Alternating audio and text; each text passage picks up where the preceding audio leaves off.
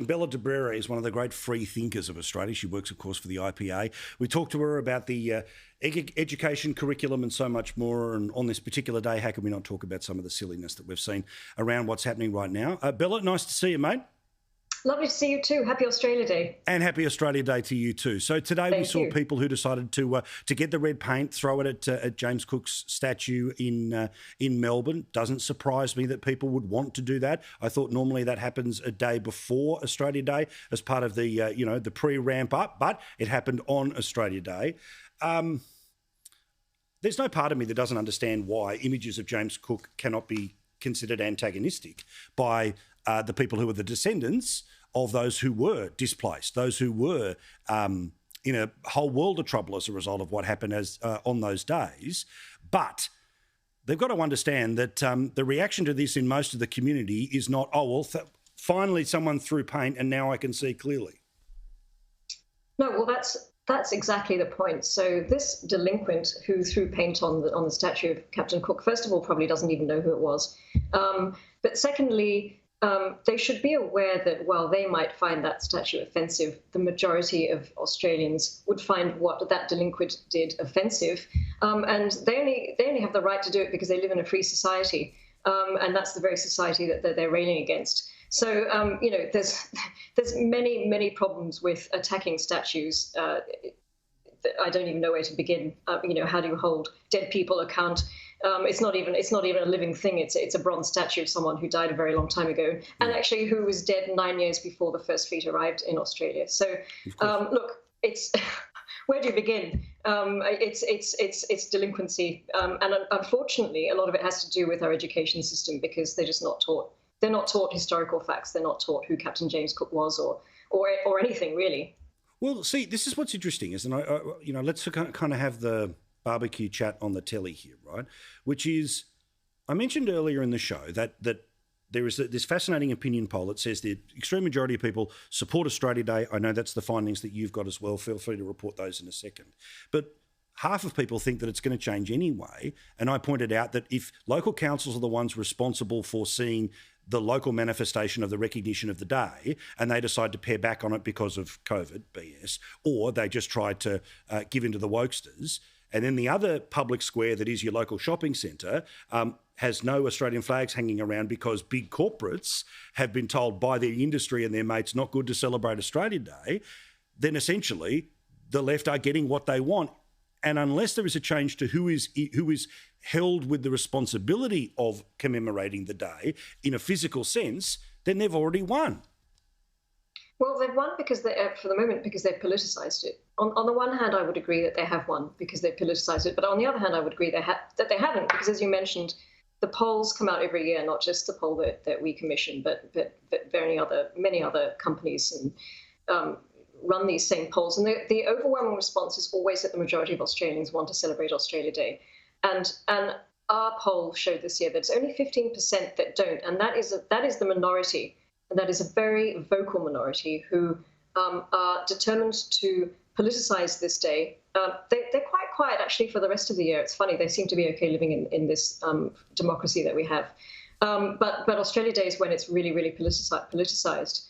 And but I agree that how do you stop these rogue green councils from depriving people of the opportunity to celebrate Australia Day? I mean, the federal government's tried to do that, but it's very difficult when you've got councils that are just stacked with people who generally hate Australia. And it seems to be getting louder and louder. And the other point is, if you change the date of Australia Day, it's not going to make any difference because the new date will just become contentious as well. The point is that they don't want Australia Day at all because they actually hate Australia. See, and this is the nub. This is the absolute heart of it. And this is my thing.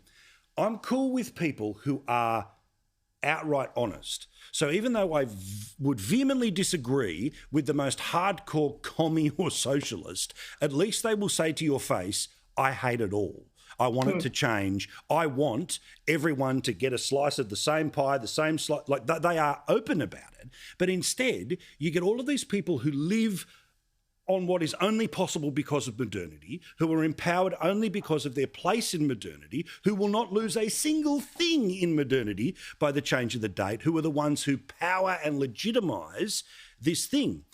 At the same time, if you don't have people who are proud of their country and they are not willing to defend their country, then they won't defend their culture. And their culture isn't white or black. It's their culture that has built up over a couple of hundred years or 60,000 years. But either way, it's a culture. And that's what the game is here, which is to chip away at the confidence to be proud of your own country. And actually, it's we go back to the polls again. It's not working because 84% of Australians that our company polled were very proud to be Australian. So it's the thing that I worry about with this movement is, as I mentioned earlier, is the politicization of it. And so it's a political movement, but I would like to know what the aim is. So they'll come out every year and they'll march. They'll talk about Australia Day, Invasion Day, and Survival Day, and how dreadful this country is, and obviously ignoring all the things that we have to be proud of about it. But they don't say what they want, and that's the thing that worries me. Do they want a society where there's no free speech, where there's no democracy, where there's no equality? Do they want a society that looks like North Korea? Tell us what you want, and then at least we can have a debate about it. But it's just activism, and it's anger, and it's not a kind of thing where you can have a conversation with someone. It's just and half of the people out in the Invasion Day rallies don't know what they're there for.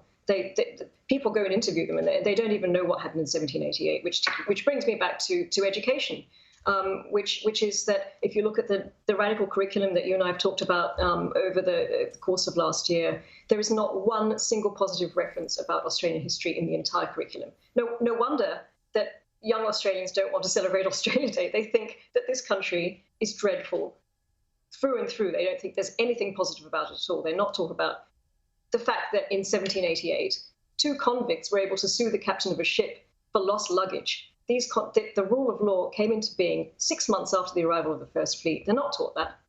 They're not talking about the 1967 referendum, which gave when the overwhelming majority of Australians voted that regardless of your background, you're treated equally before the law. They're not taught that either. Yeah, absolutely the case. Look, I'm all up for a Mabo Day or something that's about Indigenous achievement and about all of and we can move through all the different types of conversations that have to happen with institutes and all the rest of it here. But if you don't have a rallying cry around your country and a date, and the problem is that they hate the rallying cry, not just the date. All right, Bella, thank you. If you support freedom, support Bella's work, make sure you support the IPA.